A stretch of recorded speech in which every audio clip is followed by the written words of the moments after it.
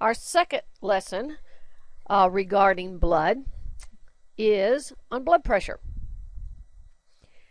Now, as your heart beats, and we were studying about the heart, remember that that left ventricle is about 3 times larger because it has a great job of having to pump blood to the entire body. So imagine the force of that blood as it leaves the heart and goes into the aorta. Tremendous force.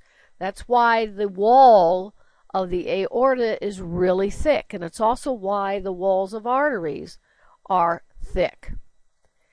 And their muscle, remember they're visceral muscle, and those walls have the ability to be like elastic, where they can expand and then they can rebound, go back to their original shape.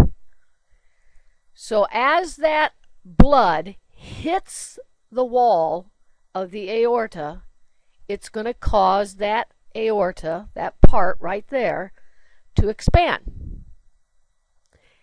And then the heart is relaxing and filling up with blood. And when it pumps the second time, then it's going to send a second push and a second expansion. And then it moves a little bit and rebounds. And it's constantly, because remember, the heart is beating in an average of 72 beats a minute. So that's how often these surges are being made. It is the wave of expansion then, this expansion, because the pressure of the blood is hitting the wall of the artery, it is what causes the blood to move through the arteries. And it's also what causes a pulse. So this wave of expansion moves down the aorta and along smaller arteries. As the wave passes, the elastic walls of the artery resume their normal size. Now, I liken it to, if you've ever seen some of the comics on TV or even in the paper, and they'll go and they'll turn on a water faucet outside, and they have a hose, and when they turn it on, you see this big bulge, this expansion in the hose take place. And then it starts moving down the hose. Well, that's what I liken this illustration, with the blood being pumped into the aorta, causing the bulge, and then it rebounds as it moves. So that's what I liken to. And this is what causes blood pressure. It is the dilation, that's the expansion, and the rebounding of an artery, not just the aorta, but any artery, that's the pulse.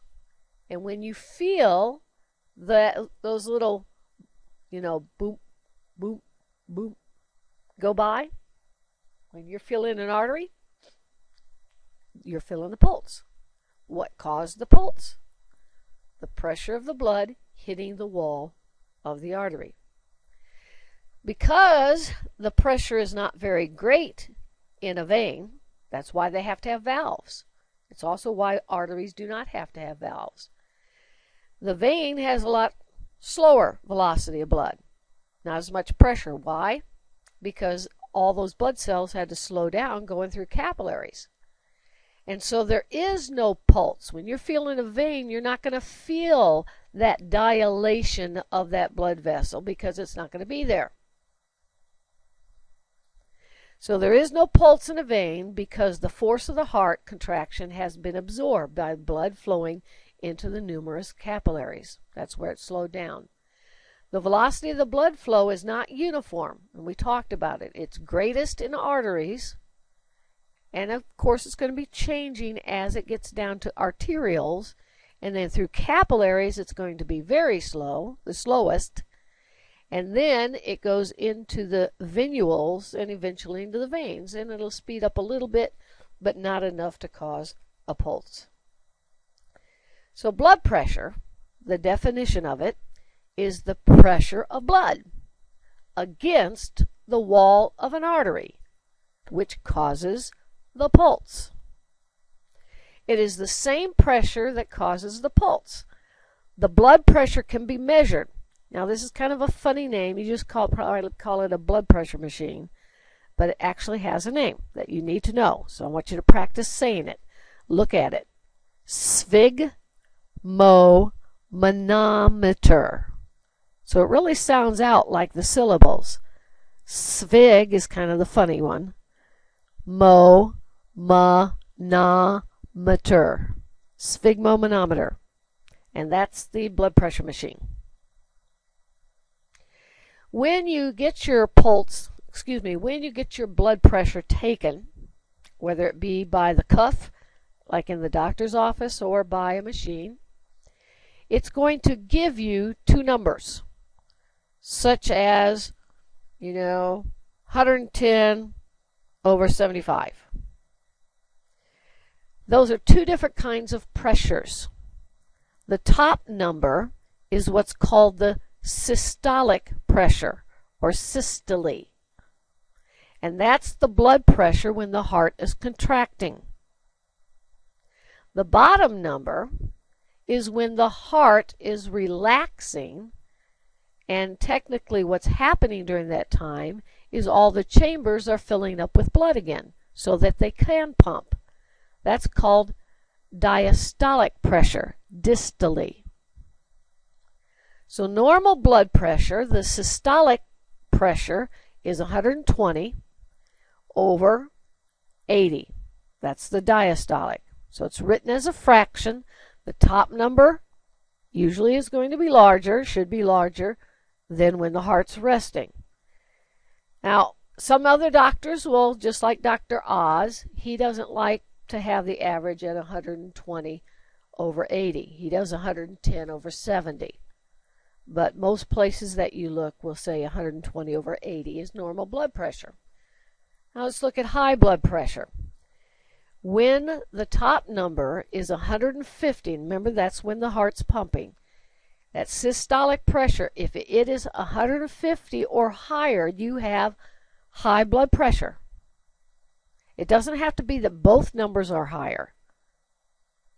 150 and over, high blood pressure for systolic. For diastolic blood pressure, when the heart's relaxing, it is 90. Now, where do these numbers come from? Technically, if you knew and saw the old type of sphygmomanometers like they had mounted to the walls, it had like what looked like a thermometer. And in it was mercury.